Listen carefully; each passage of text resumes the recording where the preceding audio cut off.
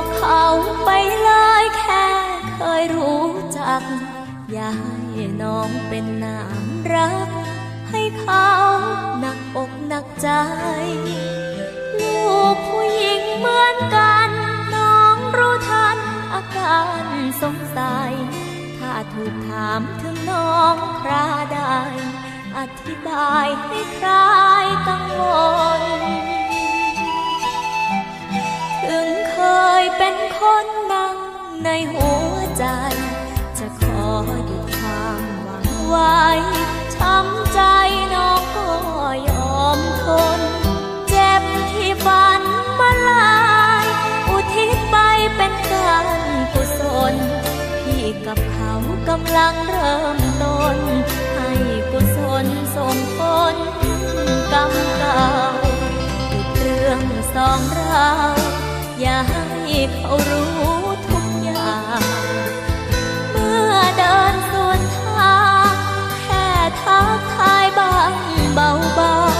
ๆคำหวานทุกคำสิ่งดีเคยทำกับน้องก่อนเก่าให้เก็บไปทำกับเขาปิดเรื่องสองเราเผาเป็นตำนานเมื่อรักเคยหวานมีอันต้อง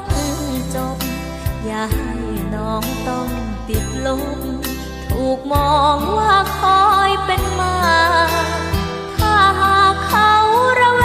งอย่าแสดงให้เป็นหลักฐาน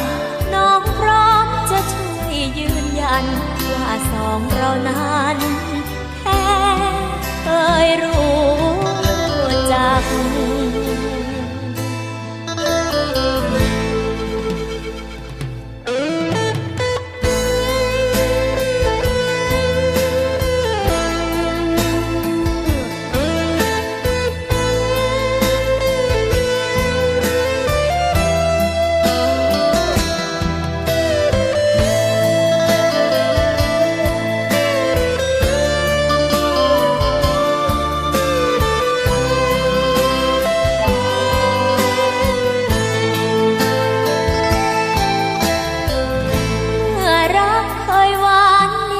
ต้อง